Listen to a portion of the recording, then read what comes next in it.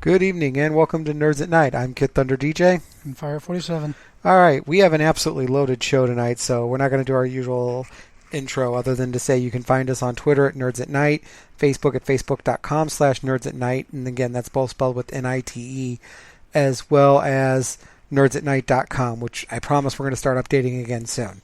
So let's jump right into tonight's show. One of the big things that's come up today that we've been actually just having a little bit of a debate about right here as we got ready for the show is the advertiser-friendly policies, as they're calling it, that have been unleashed today by YouTube. Right. Right. So go ahead and give me the rundown you gave me here a minute ago offline about it.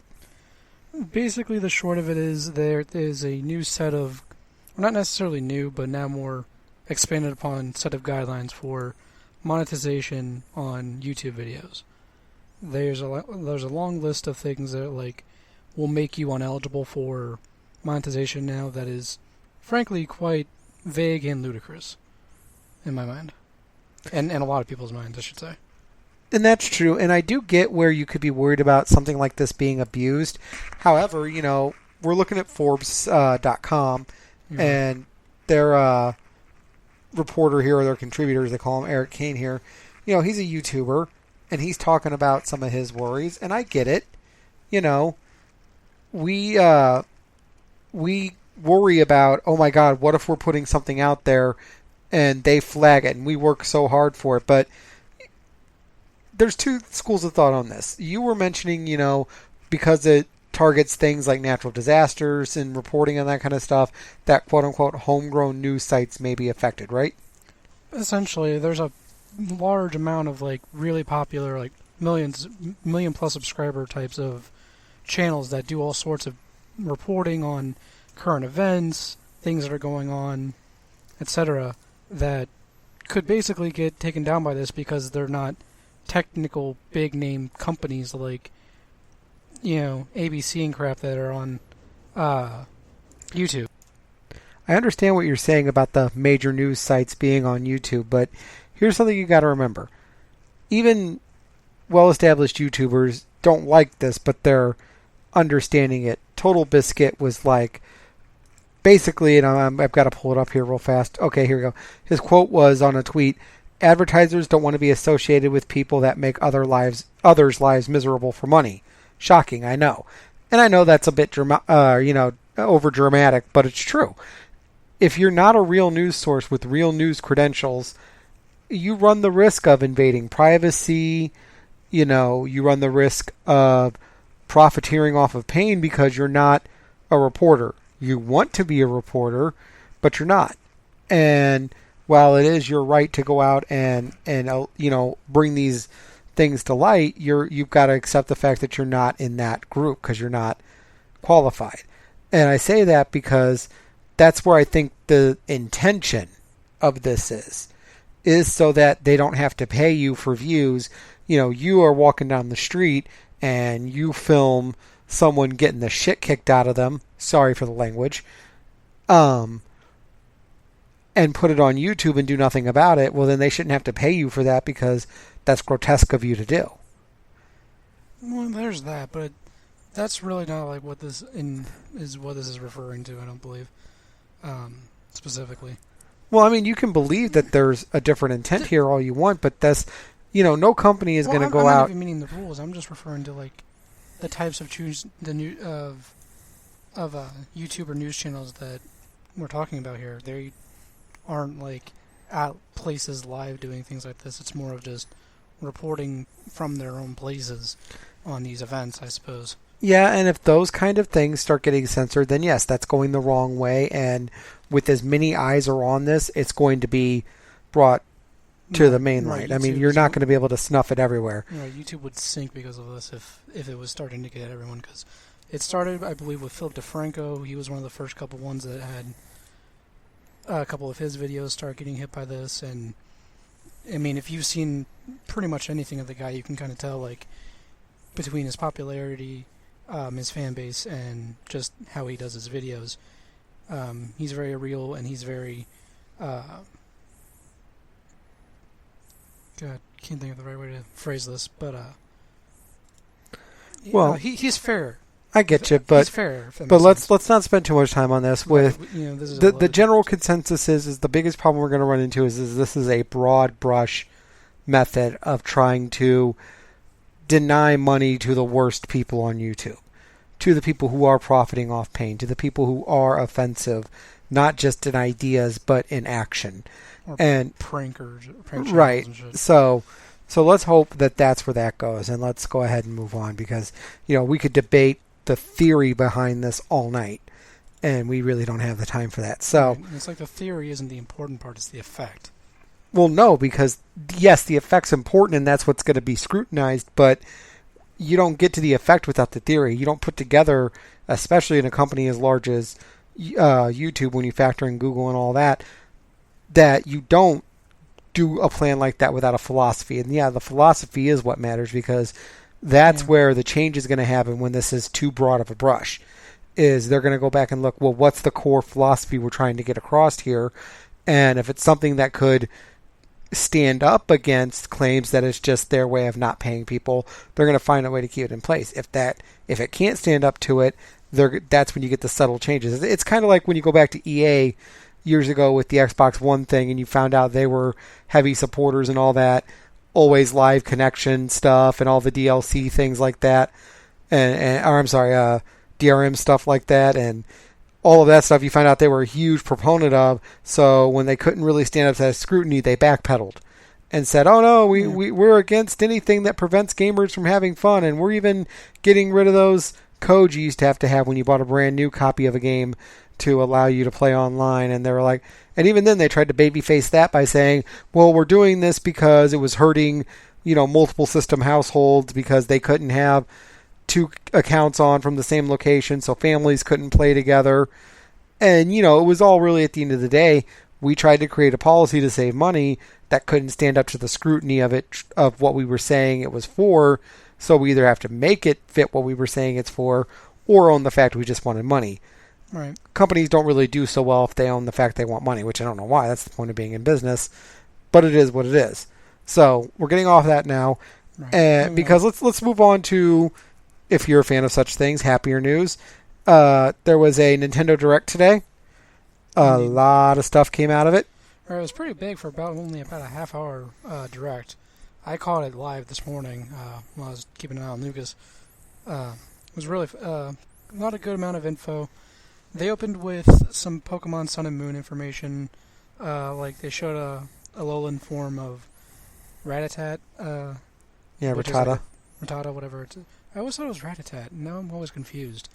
I think they changed it. But anyway, let's keep it's going. a dark type now, and there's also this announcement that you can, when you get it at launch, Pokemon Sun and Moon, you get a Munchlax Pokemon that when you can evolve it, you can give it a special stone that you get when you get the launch version to give it a unique exclusive special Z move, which is this new super powered move they've added in for this game. Right, that they had to add in because it was starting to get a little stale. And I commend them for trying to do new things, and let's see if it works. But we've got way too much stuff to go in deep on anything. Right, so some of the other quick hits is Mario Maker's finally coming to 3DS. It's going to have 100 original courses, medal challenges like before, almost all of the Wii U courses. So I get the feeling that outside of some of the just more complex ones or the 3D ones, everything else, all the retro levels, I think are going to be fine. The 3D one was even on there. I saw. I didn't say it wasn't going to be on there. I'm just saying that the ones that you're not going to be able to play are the super complex ones of the 3D ones. Right. I need to go back and rewatch the segment on that because some of the things they were talking about seemed kind of finicky, and I need to recatch the details. Not all of them were listed right here. Well, we'll get to that. And then there's Mario Party Star Rush, yeah, that was announced, which looks pretty cool. Or, as I'm sure it really is, Mario Party We're Sorry for 10. Basically, they've got they don't have the cart. Everyone. They got rid of the car ride. That's the biggest thing. That's all you need to say is it's not a, hour-long car ride with 3 other people you can't stand. Right. That's dead. That's all that matters. We don't need to talk about anything else. That could be the most boring mini games ever. It's just the fact that it's still that it's back to that. To the real thing. Yeah, that board game feel that was lost. So we'll we'll move on from there. Moving on. Animal Crossing new Leaf updates. No one cares. Well, I mean, a lot of people care, but some things about that. Some Me Plaza updates where you can go through things quicker now, and there's some new games coming. A couple of them you can actually get for free, or you have a choice between two, I believe. Right. A new IP, Tank Troopers, looks pretty cool. It's kind of like this cartoony 3-on-3 tank game, or tank combat game. You have special abilities depending on the driver you pick, etc. Yeah, that looks pretty cool. Hyrule Warrior Legends, yeah. Has some new characters coming in. Dragon Quest 8 got a quick snippet of some more gameplay. Still coming in 2017. They got a little bit more expanded on Dragon Quest 7, which is coming September 16th of this year. And they mentioned some of the new features that it's coming with it, because this one's being full redone. Mm-hmm. Yeah, so for those playing the home game, Brandon is a huge Dragon Quest queer, so... and actually, no, Dragon Quest is fun. I've enjoyed Dragon Quest games, but, I mean, he's been beating it to this game for like a year now. Basically, ever since they announced it was going to get released over here in the States at some point. Actually, I should say when it was first announced in Japan and hoping it would be... Well, yeah, actually, that's true. You were... I was just like, oh my god, please. Right, you were... It's a good game. I've played it since I was a kid. It was nostalgic. I know, that's your Phantasy Star, because I'm that way about Phantasy Star. That was in my era. I grew up in it. It was one of the first RPGs I really got into, so I totally get it. It's just, you're still all young and wide-eyed about gaming.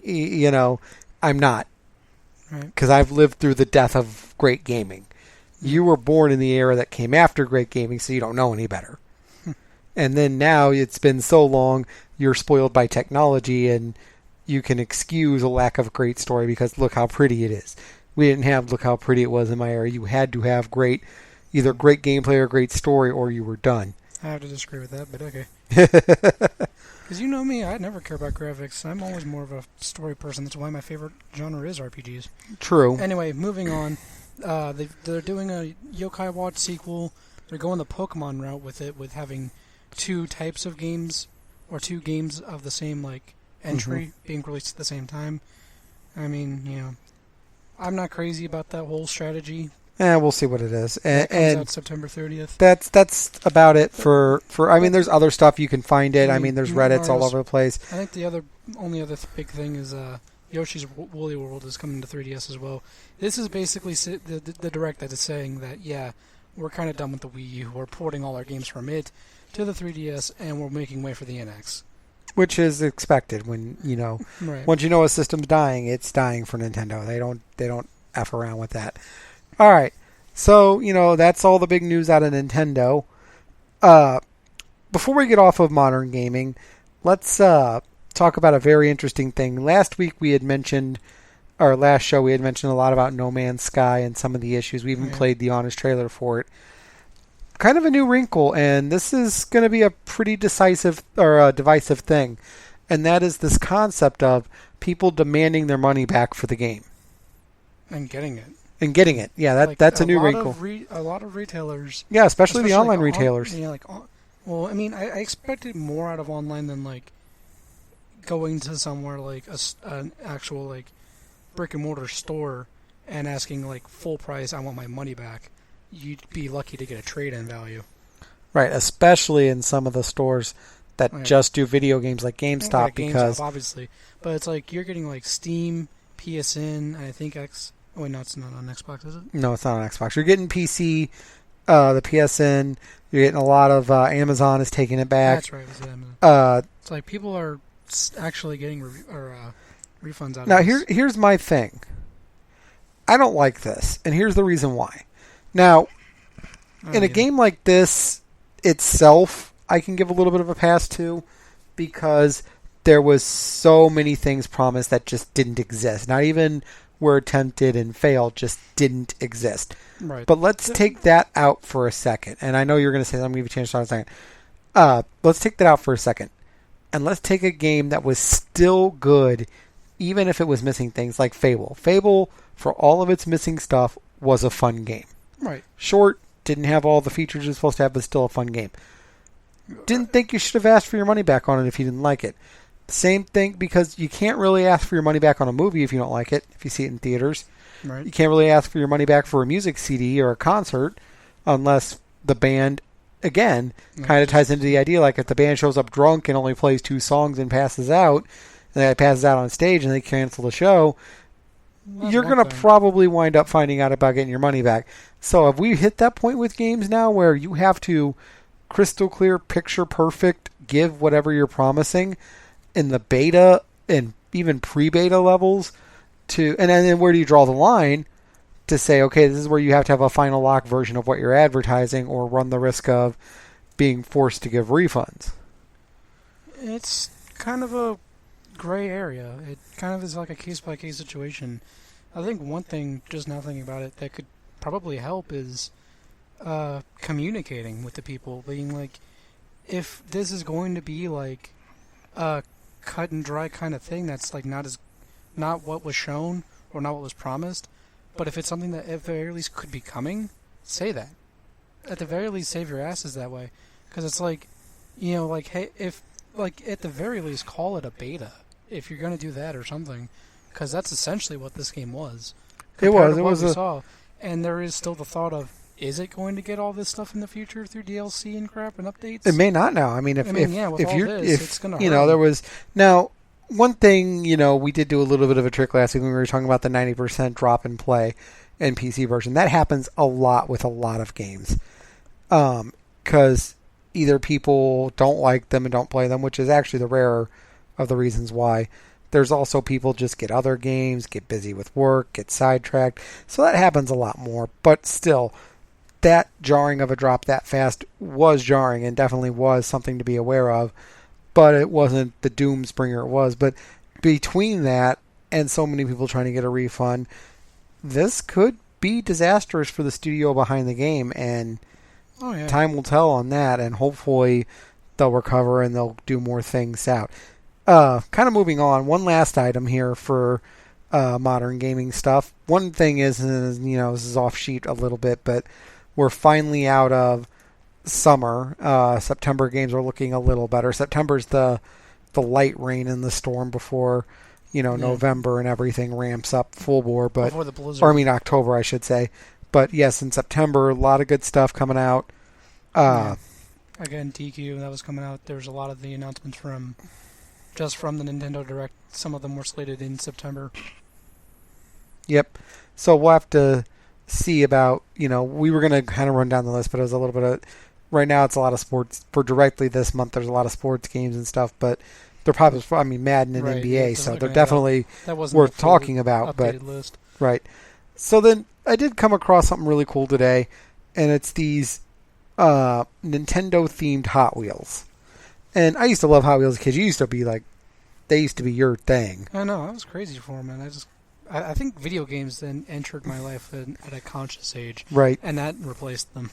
It did, which is sad because they're cool. And I mean, they're not, I mean, they're designed like the car themselves are modeled after a character, which is really cool, rather than trying to make it look like it's a car the character would be driving. Like, you have Yoshi as a tow truck, Mario and Luigi as sports cars.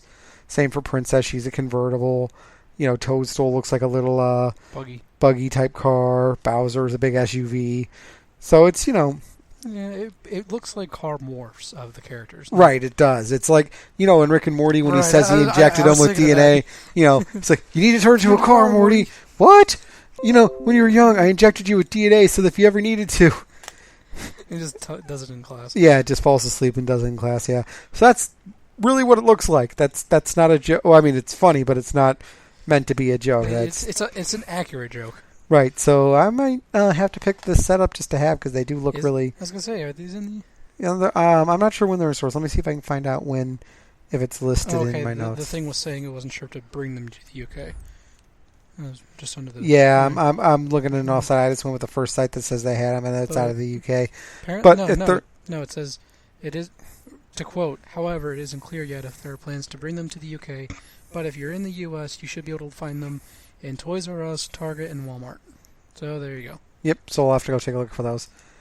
Okay, so kind of got through the Nintendo stuff. We kind of got through all that. So we got a toy show coming up September 25th. For those who are local to the Midwest, that's in the Machinist Building in Bridgeton, Missouri. Yep. Doors open at 8 a.m. for the early birds, 9 a.m. for general public. We're going to have a lot of toys there, a lot of games like always. Some new, hard-to-find stuff we've got in it. We've got complete in-box versions of Donkey Kong Country 1 and 2 for SNES. Probably one of the best platformers on that system, Donkey Kong Country. And keeping with the Giant Monkey theme, I've also got Donkey Kong 64 complete in-box. Nice. I Yeah. played the hell out of Country 1 on... Technically it was on Game Boy Advance, but yeah. It was the same game. Right. And then I played it so much. another difficult one to find, especially complete, because it's what I always call a renter darling. People love to rent it, but they didn't really buy it, was Zombies Ate My Neighbors for Super Nintendo, which was the first great zombie game. We're gonna do a Let's Play on that, I think, at some point soon, because That'll be a fun one. well, yeah, I mean, you could throw soda cans of holy water that would explode and take out multiple zombies. You also had to make sure you saved everybody on the level.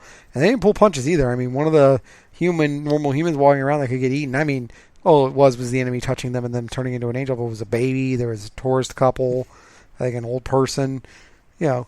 Yeah, I remember some funny bits from Game Grumps when they were play through that game. That was funny. Right.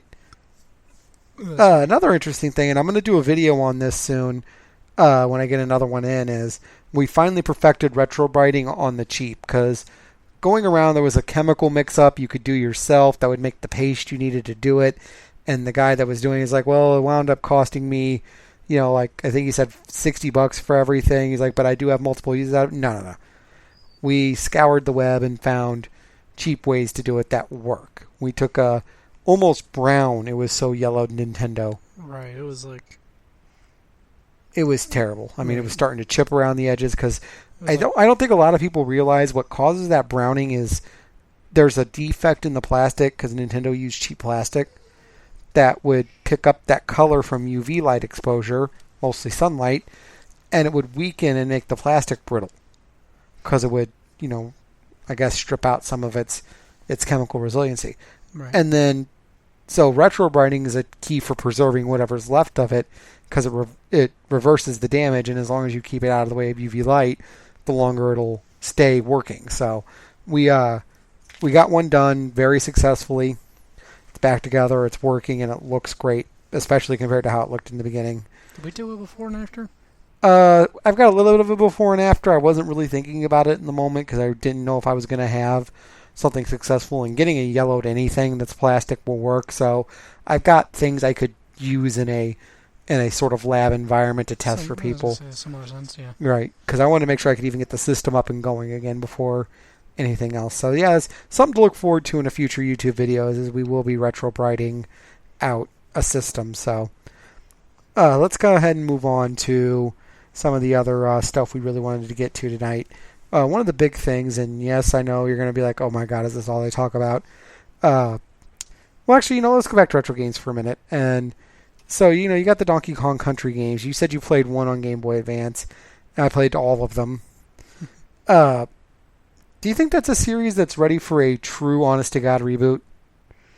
They've made other games in the series, there was Tropical Freeze and stuff, but I really think they should go back. Their stride. Right, I think they should really go back to the story, to the levels of Donkey Kong Country 1, and redo it redo it new so it could have new features and better controls and stuff, not just a HD upgrade, but do it for either the NX or for the 3DS.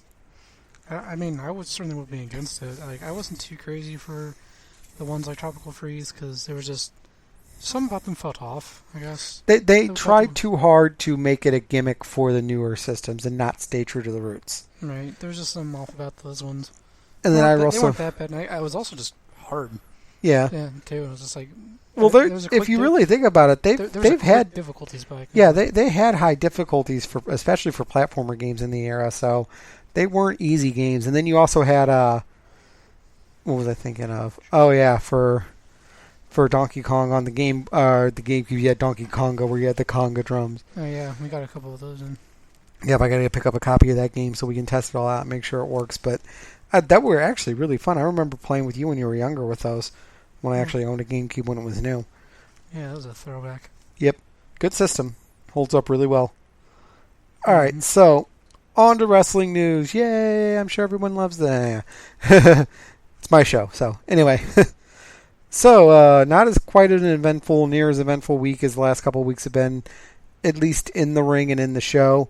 A couple big moments did happen, though, and we're going to kind of get into it. First, if you've been paying attention to the YouTube channel, I dropped today a video for a new segment I've been calling the bonus stage, where I kind of pick one topic that we could easily go off on a tangent on and basically have the tangent there so that you can watch it or listen to it and not take up half a podcast talking about one topic. Right. So, I talk a lot about CM Punk, why he left, why he's a hypocrite. All that's there. So, look up the video, please, and tell me what you think. That being said, a couple of interesting notes. Now, one, I can't really, I found this on Twitter. A couple people reporting it. It's dirt sheet level right now, but if it's true, it's a very interesting thing.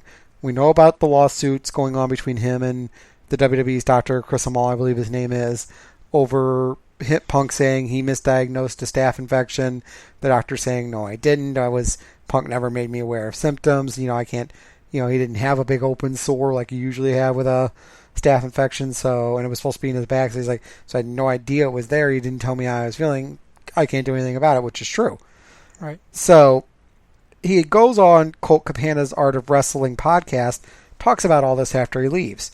Well, it's been rumored that here recently, for one of the most recent episodes of Raw, Colt Cabana was backstage, visiting people, took pictures, whatever, which Punk didn't like because that weakens his side of the court case. Because, if here's the guy you go and spill beans on who's agreeing with everything you say, but yet he's showing up at this place, you just went on a show and drug through the mud, that can throw a very serious shadow into your case.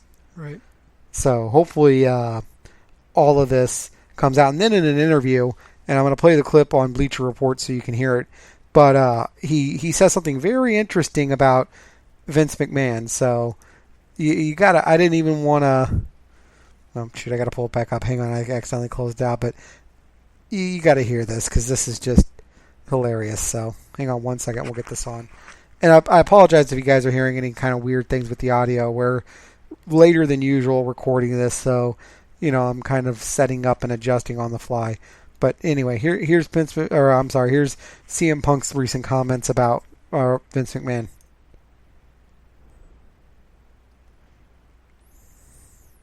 As Vince McMahon giving you any encouragement? No, he's currently bankrolling a lawsuit against me, so I don't think he's going to be reaching out. Hey pal, how you doing? Yeah, good I'm luck. suing you. LOL. I need some money. So yeah, according to him, Vince is bankrolling a lawsuit against him, which may be true.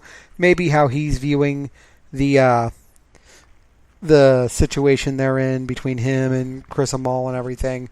Time will tell on that. Now, I will say it does look like Punk is finally acting like he's taking the MMA interview seriously and has kind of pulled his head out of his back end about being such a prima donna.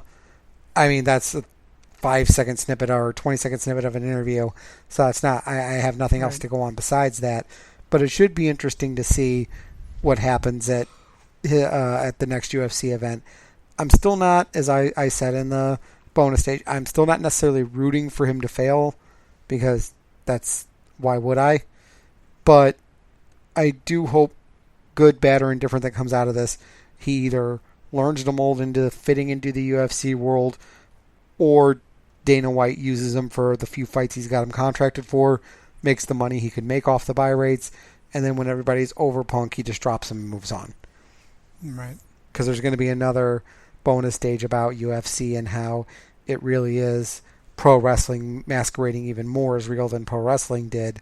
But that's a lot to get into right now, so I'm going to let that go and let you... we call that a tease in the business, so... Yeah, right, like we do this as a business.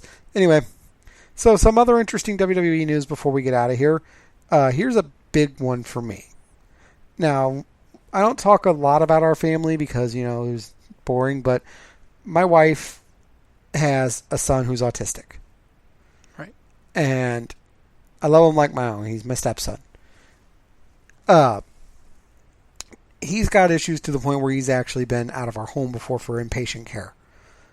So Kevin Owens wins the Universal Championship on Raw, which happens because Triple H not only attacks Reigns, but he attacks Rollins as well because they need a top babyface on the brand, and before he got hurt, the eventual plan was for Rollins to turn face and face Triple H after being kicked out of the Authority. So, for better or worse, we're just getting what we were already going to get anyway, which I'm all about. I mean, this is going to be great.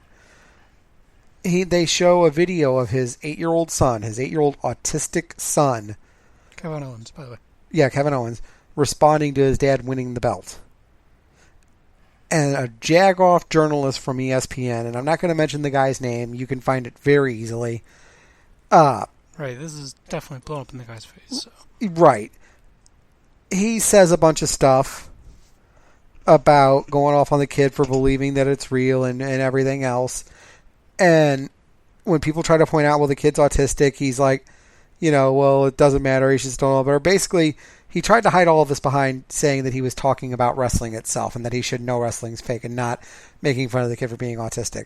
No, he was making fun of the kid for being autistic. And it really disgusts me that ESPN, who parades itself as being, the premier sports reporting authority, and yes, whatever you think about wrestling is a real or a fake sport, if they're reporting on it, that means it hits somewhere on their radar. And if it does, he should have had more class about it. And the reason why I don't want to mention the guy who said its name is he's basically getting off on being a troll. And I'm not going to feed the troll. I'm not going to feed, his name. I'm not going to give him name recognition or a soundbite he could have a listener listen for and say, hey, I got mentioned here. No. Right. Now, Jonathan Coachman, who at one point in time was a figure on WWE before going to ESPN, he's come to the defense of Kevin Owens. Mick Foley's come to the defense. Cody Rhodes had probably the best way. And he added a line about TMZ as well. Here's a tweet from Cody Rhodes, who recently left WWE. WWE, cut ties with TMZ. They ran my mother's 911 call. What he's referring to. Dusty Rhodes, his father, died. About a year ago, actually. Right. And as a result, obviously TMZ, wanting to have the story, played his mother's 911 call, which to me, anytime that happens, it's classless. That's an intensely private moment. You don't need to be trying to make a buck off of it. You were going to make plenty of bucks just announcing it. You didn't need the 911 call. But anyway. Yeah, right. I guess that kind of just depends on the person's. I mean, if you release the call, that's fine. 911 calls are public record, so they can request them. But if you take the step in and say, oh, no, I'm making the call available, I want to make sure people hear, that's one thing. Just to do it and not ask the family, that's classless. And his other part of the tweet, I want to make sure I finish this, is cut ties with the ESPN. They insulted a child. Because with the Brock Lesnar things and everything else, they've had ESPN involved. And then the final line, have balls, quote-unquote, mainstream ain't always worth it. He's absolutely right. If you're going to sell out not only one of your talents that you've just put over and just basically said, here's our top guy for this show, and you're going to make it worse by letting them get away with attacking the guy's kid, autistic or not, that is a classless move on the WWE's part. And while they're all too familiar with being classless, that's a bridge too far even for Vince. Right. So, thankfully, a lot of people are stepping up and coming to this guy's aid, coming to Kevin Owens' defense. And, the other thing is yes, wrestling's, predetermined, and it's a lot of work to entertain, not actually hurt people. But I'm 99% sure just from pictures, if this guy actually ran his mouth to Kevin Owens in person, he'd get his head broke. Because you still have to be tough to do this. Oh, for sure. I mean, you can wrestle and be the biggest pacifist in real life, but you still need to be able to go when the time comes, and I bet you he could. And that's my opinion, and again, this jerk can rot for it. And then let's get out of this. Let's end the show on some high notes. Headbangers. Classic tag team from the Attitude Era. You may not even remember them. Right, I was going to say I wasn't sure. Their whole gimmick were they were punk rock fans. They're rock fans, you know. They wear skirts to the ring, not kilts. They wear skirts, and they had shirts that real men wear skirts. They had face paint like punk rockers, and they were skinheads, and, you know, they'd come out to this really cool kind of rock beat. They came back for SmackDown as part of their tournament to crown a new tag team champion.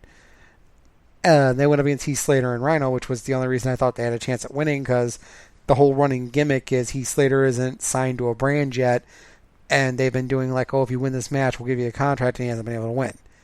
They didn't, you know, Rhino and Slater won, which was cool. It was a good match.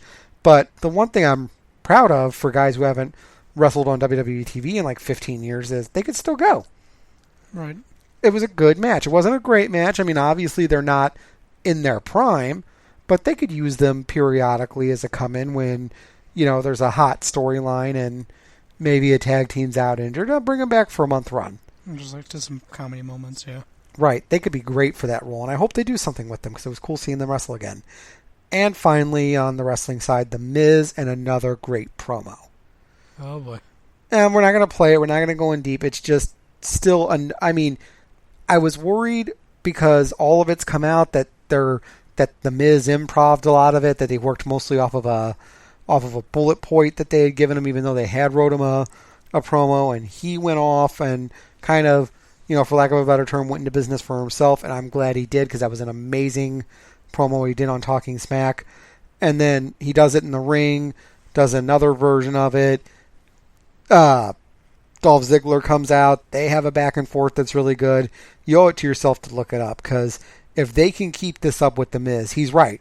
If they do this right, and I always get worried when I have to say that phrase with WWE, if they do this right, they could really not only make the Intercontinental title matter again, they could make The Miz a main event guy and give him a run with Ambrose.